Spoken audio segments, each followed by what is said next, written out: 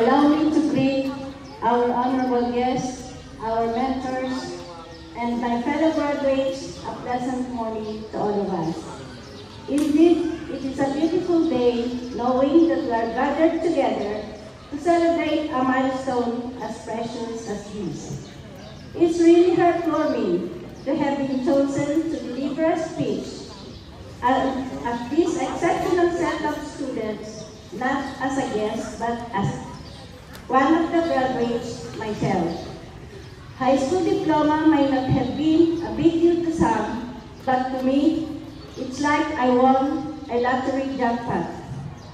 Hailing from a poor family with 6 siblings, finishing school was a luxury we were not able to afford. Imbes na susot kami ng math problem sa school, utang sa tindahan ang aming kinocompute. Sa halip na gumagawa ng science experiment sa paaralan, sinusubukan naman namin gawing lasang kanin ang sinaing na mais. Habang yung iba nagsasanay sa larangan sa science experiment sa paaralan, kami ay nagsasanay sa kalan ng sikmura tuwing kami ay walang-wala. Kaya tinanggap ko na ang diploma ay hindi para sa akin, kahit sabihin daw nila na ako ay matalino. Nevertheless, life went on. I never took these adversities to my parents because I know they could have measures to provide for us. It's just that resources were not able for the household. At a young age, I got married, had 4 children whom we successfully sent to college and eventually got grandchildren. Though countless seasons have transpired, it's like that this diploma is a long overdue goal I needed to unlock. It's true that if you remain faithful to your dreams, God will fulfill it, and that's when He gave me the key to unlock this lifetime achievement, the ALS program. At first, I was doubtful. Senior na ako, nagkakamali nga ako sa pangalan ng mga nakatapo ko sa modules pa kaya.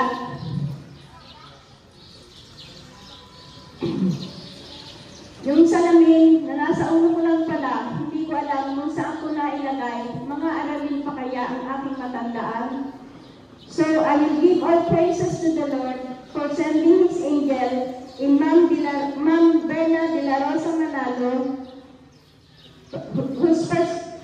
who persistently convinced me to push through with the program.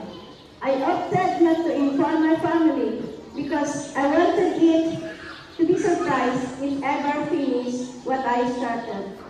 I was able to maximize my time I spent at school, accompanying my granddaughter at the same time attending to ALS. The road was not easy, juggling my housewife duties, my racing sideline, my babysitting obligation to my granddaughter, and my senior association of Aurora Officer Role. Idagdag mo pa yung ibang aralin na hindi nasabot ng kapanahonan ko. But all thanks to our mentors for being so committed to what we could offer as their learners. They gave us a walk-through experience of the topic to make it lighter for us to comprehend. Whatever insecurities we had when we entered the program, age, knowledge, what other people might say vanished because we were all welcome and guided equally. At times that I was feeling reluctant, our mentors was always there to give me a tap at the back for me to keep going and would always highlight that I was doing an excellent job. That's when I would get hold again of my confidence. Sometimes we don't need the world's approval, kahit isa lang, basta totoong naniniwala sa akin, and that's what our mentors showed us. The trust in our abilities to finish the program when finally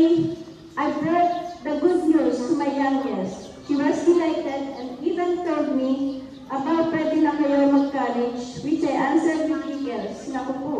But who knows, right?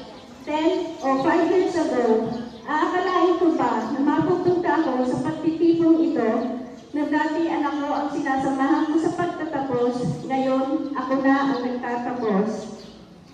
This diploma is a symbol of hope to us graduates that this lifetime we are in has a lot in store for you to explore.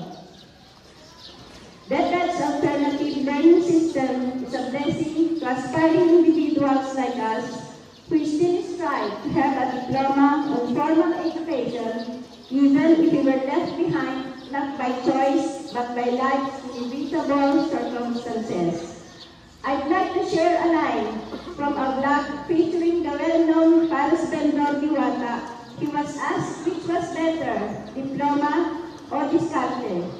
And with all the success he attained from selling Paris industry, with certainty he answered, diploma. Kasi kung nakamit ko ang tagumpay na meron ako ngayon, ano pa kaya kung meron, diba?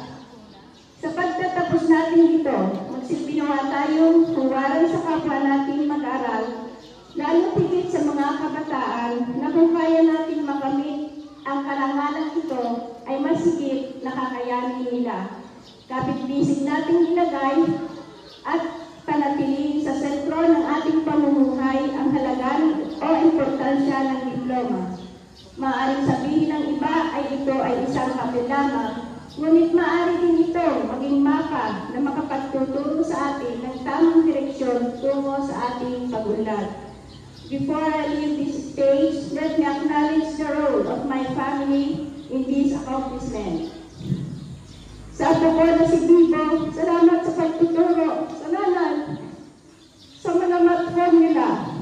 Dati-dati ikaw ang nagpapaturo sa akin, ngayon baligtad na. To my husband and children, you are my inspiration even at the beginning of this journey. You know you always make me proud. It's time for me to make it the other way around. Congratulations to all of us graduates. It was an extraordinary yet fulfilling years to everyone. Good luck to our future endeavor. Thank you, Alice. Thank you. Maraming salamat po. Matapos ang panibagong kabalata ng inyong buhay, kung mag-aaral ng alternative learning system, ngunit hindi dito natatapos ang lahat. Naway tumino sa inyong isipan at puso ang lahat ng aral at leksyon na inyong natutunan upang lubos ito